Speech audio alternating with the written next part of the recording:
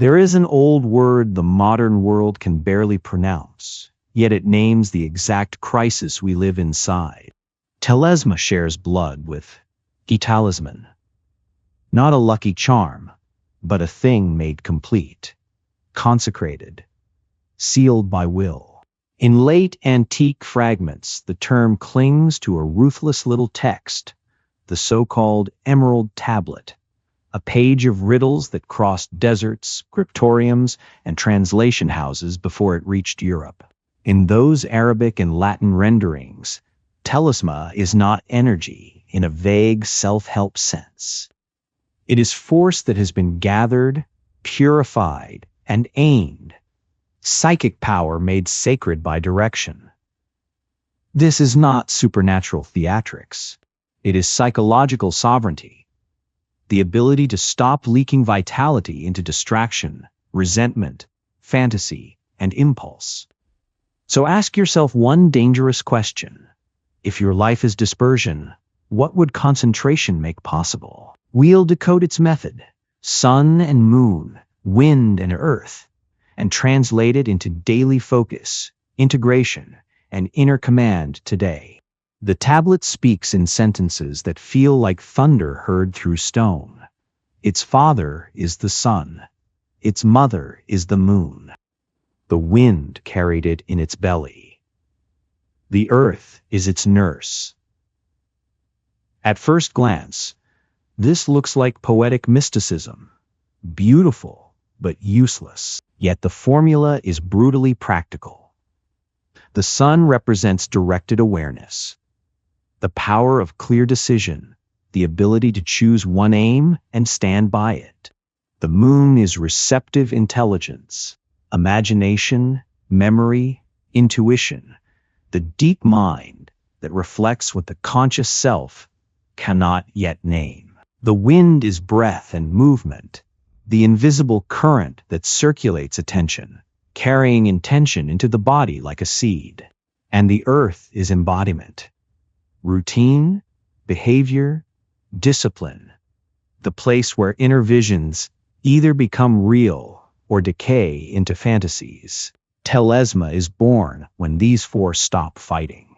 When attention becomes solar, imagination becomes lunar, breath becomes a carrier, and daily life becomes a container. The ancient authors are describing the construction of an inner vessel, something strong enough to hold power without spilling it into compulsions.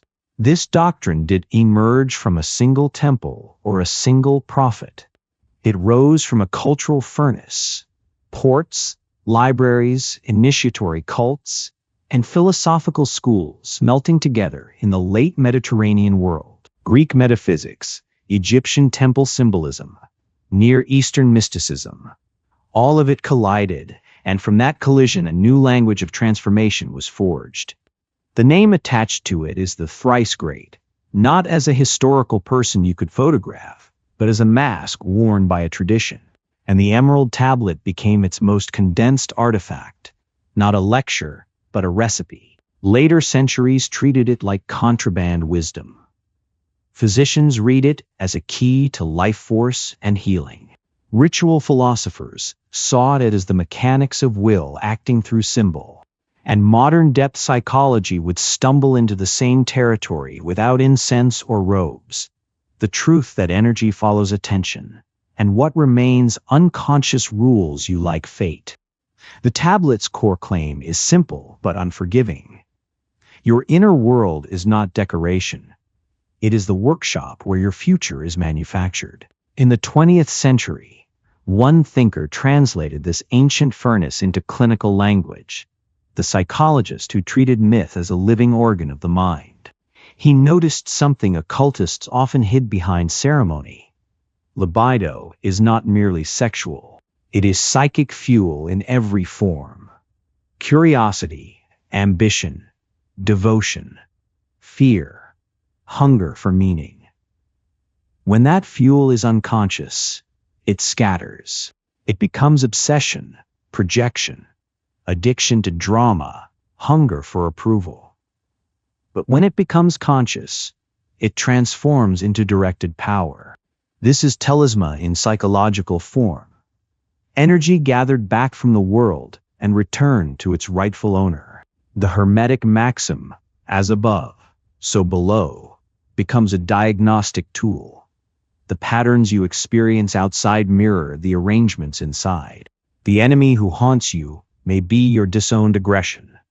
The lover you idealize may carry your missing soul image.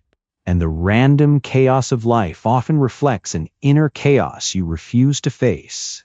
The work, then, is not to escape humanity, but to master participation in it, by reclaiming the force you have been giving away. But Hermeticism is not only psychology. It is also metaphysics, a map of how reality behaves when you stop pretending the mind is powerless. The tradition lays out 7 operational principles, like gears that interlock. First, mentalism. Reality is shaped through mind, not in a naive wish and it appears way, but in the deeper sense that perception, meaning, and attention determine what you can even experience. A mind that cannot hold one thought cannot hold one destiny. Second, correspondence. The great and the small mirror each other. The cosmos is not elsewhere. It is expressed through patterns inside you. Third, vibration. Nothing is static. Your moods are frequencies, and your habits tune them daily. Fourth, polarity. Opposites are not enemies but degrees of one spectrum. Fear and courage are not separate species. They are the same current turned to different intensities. Fifth, rhythm. Energy moves in cycles. You either ride them or get dragged by them. Sixth, cause and effect. Every inner movement has consequences, whether you track them or not. Seventh, generativity. Creation requires the union of active and receptive forces. These aren't beliefs. They are instructions for building telesma. Start with mentalism, because it humiliates the modern ego in the right way. Most people assume their thoughts are private vapor, harmless background noise. Yet watch your day closely. A single unchecked thought becomes a mood. The mood becomes speech. The speech becomes a decision. The decision becomes a life. In Hermetic terms, an undisciplined mind is a broken lens that cannot concentrate light. And when awareness cannot concentrate, it cannot consecrate. This is why distraction is not a minor inconvenience. It is spiritual theft. Every scroll, every compulsive argument, every half-felt emotion you refuse to name drains force away from the only place power can be forged. Sustained attention. The ancient method does not begin with spells. It begins with the ability to stand inside your own mind without flinching, to watch thought arise, to choose what stays, to reject what poisons you. This is not repression. It is sovereignty. The practitioner is not someone who thinks positive. It is someone who can direct thinking, like an archer choosing one target. Correspondence is the second blade, and it cuts even deeper. As above, so below means your life is a symbolic field. Your relationships, your fears, your ambitions are not random events, but mirrored messages. Ancient diagrams mapped this with terrifying elegance. Ladders of ascent and descent, worlds within worlds. The human being as a miniature cosmos. But you don't need a temple to test it. Notice what repeats. The same conflict with different faces. The same disappointment wearing new clothing. The same craving returning no matter what you feed it. These are not coincidences. They are correspondences. Inner structures projecting outward until you confront them. Depth psychology called these patterns complexes, while Hermeticists called them forces. Different vocabulary, same discovery. What you refuse to integrate will govern you from the shadows. So Telesma begins when you treat your outer life like a mirror instead of a battlefield. Not everything is your fault, but everything is your responsibility to interpret. And interpretation, repeated daily, becomes transformation. Now vibration and polarity reveal how inner force actually moves. Your emotional states aren't just feelings, they are energetic climates. Some states scatter you. Anxiety splits attention into 1,000 defensive calculations. Envy chains you to comparison. Rage gives a moment of strength, then leaves ash. But other states concentrate you. Calm, reverence, disciplined curiosity. The Hermetic claim is simple. You can tune these states, like changing the frequency on a receiver. But tuning does the happen by wishing. It happens through method, breath, posture, attention, symbolic focus. Polarity gives you the key. Every negative state contains the same raw energy as its opposite. Fear is courage inverted. Shame is dignity misdirected. Lust is longing for union distorted. The point is to destroy the lower pole. It's to transmute it by shifting degree. This is why ritual symbols mattered. They gave the mind a lever. A concentrated image can pull the psyche across the spectrum more efficiently than 100 arguments. Telesma is not calmness alone. It is charged calmness, power that does leak. Rhythm is where many seekers fail, because it exposes the fantasy of constant progress. Inner energy does not rise like a straight staircase. It moves like tides. Some days concentration feels effortless. Other days, the mind is a storm. The untrained person treats these cycles as personal verdicts. I'm enlightened today, broken tomorrow. But Hermetic training treats them as weather patterns. Expected, trackable, usable. You don't curse winter. You prepare for it. Rhythm teaches conservation. When energy is high, you build the vessel. Deep practice, clear decisions, disciplined creation. When energy is low, you protect the flame. Reduce needless conflict, lower stimulation, simplify the day. This is why ancient systems obsessed over cycles. Hours, planets, fasting periods, contemplative seasons. Not superstition. Strategy. Because your power is not merely what you can generate, but what you can retain. Cause and effect then seals the lesson. Every lapse has a cost. Every honest act strengthens coherence. Every lie fractures it. Telesma is built by repetition, not intensity. The final principle, generativity, explains why willpower alone collapses. Creation requires two forces, the active that chooses, and the receptive that listens. Pure activity becomes brittle obsession. Pure receptivity becomes drift and fantasy. The art is their marriage. In practical terms, you set a clear intention like a sun, then you allow the deeper mind to respond like a moon. You direct, then you receive. You act, then you reflect. This balance produces a third thing, a living intelligence that feels larger than the ego but still shaped by responsibility. Ancient texts described it as a reborn inner nature. Later mystics described it as the kingdom within. Depth psychology called it the self, a regulating center beyond the conscious persona. This is where Hermeticism brushes against Gnostic Christianity, not the Church of Obedience, but the inner gospel of direct knowledge. The figure of the Christ becomes less a historical argument and more a symbol of integration, the union of human limitation with divine coherence. Telesma, then, is not power for domination. It is power for alignment. Now the tablet gives the operation in one line. Separate the subtle from the gross, gently and with great ingenuity. This is the core of the great work, and it begins with a brutal diagnosis. Most people live in dispersion.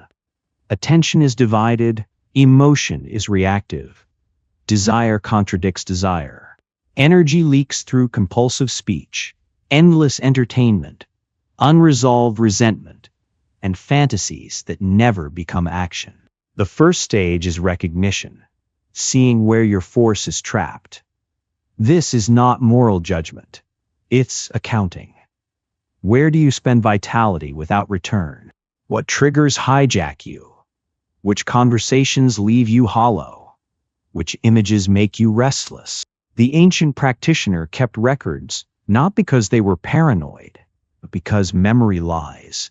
You need evidence. Dreams, moods, obsessions, sudden attractions. These are the pressure valves of the psyche. When you start tracking them, you stop being their puppet. And the strangest thing happens. The energy you used to bleed unconsciously returns as presence. That presence is the first raw material of Telesma. Without it, every ritual is theater. Stage 2 is purification, fire and water. The fire is ruthless honesty. It burns away false identity. The mask built from approval, fear, inherited opinions, social imitation. Most people protect that mask as if it were the soul. But the mask consumes enormous energy because it must be maintained. Purification begins when you stop performing and start observing. You notice when you speak to impress, when you agree to avoid conflict, when you pretend confidence while hiding dread. That is calcination, reducing the fake self to ash. Water follows. Water is integration. It dissolves rigidity by letting buried material rise without panic. Repressed anger, old grief, forbidden longing. The point is not to drown in it. It's to metabolize it. The tradition insists on this because any force you refuse to face will sabotage your direction. You cannot aim energy while half of you is fighting the other half. This is why spiritual positivity often fails. It tries to skip purification and produces brittle denial. Telesma grows only in a psyche that can contain truth, even when truth is uncomfortable. Stage 3 is concentration, distillation, and ascent. Once the scattered force is gathered and the false structures are weakened, you build the inner instrument capable of holding power. This is where disciplined practice becomes non-negotiable. Breath is trained until it calms the nervous system on command. Attention is trained until it can stay with one symbol, one sentence, one silence. The imagination is trained until it stops daydreaming and starts shaping. Traditional emblems, geometric forms, sacred letters, alchemical images, weren't superstition. They were psychological technology, containers that teach the mind how to concentrate energy without brute force. Repetition charges them. Over time, the symbol starts working even when you were not thinking about it, organizing the psyche like gravity. This is the birth of the subtle body, not a glowing fantasy, but a stable continuity of awareness. You become harder to fragment, and you learn conservation. You stop wasting words. You stop feeding pointless conflict. You stop donating vitality to people who drain you. This is coldness. It's precision. Stage 4 is the sacred union, the marriage of opposites. Here the work becomes dangerous because power increases and self-deception becomes expensive. The conscious self meets what it rejected. The shadow, the unlived life, the buried instincts, the denied tenderness, the disowned aggression. In Hermetic terms, the king meets the queen. In psychological terms, the ego meets the autonomous unconscious. The goal is not conquest. It is relationship. You stop treating inner figures as enemies and start negotiating with them. This happens through dream work, active imagination, symbolic dialogue. Methods that sound strange until you realize you already do them unconsciously every night. The difference is participation. And if the union forms, a new stability appears. A third force that can hold contradictions without collapsing. Ancient writers called it the rebus, the reconciled being. This is the real birth of Telesma. Energy no longer split between competing selves. But beware inflation. The moment you identify with archetypal power, you lose it. The union cannot be forced. It emerges when discipline and humility meet. Stage 5 is fixation, bringing heaven back into earth. Many people taste unity and mistake the taste for completion. But insight that cannot live in your schedule is only a dream. Fixation means the new consciousness becomes behavior. How you speak, how you choose, how you love, how you refuse, how you work. The tablet's hidden command is cyclical. Ascend, then descend, uniting superior and inferior. This is why crisis often arrives near the end. The old identity panics. Meaning collapses. Practices feel empty. The mind whispers. It was all delusion. Mystics called it the dark night. Alchemists called it the blackening. Depth psychology recognized it as ego death before reorganization.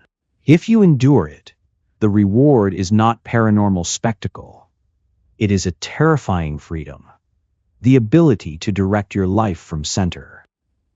That is the philosopher's goal, not escape from suffering, but the power to convert suffering into meaning. Telesma becomes virtue, effective inner power, and the ethical demand is unavoidable. Once you can aim your force, you must choose what it serves. Ego, or the greater pattern moving through you. The gold is not in the crucible. It is in the will that keeps the flame steady.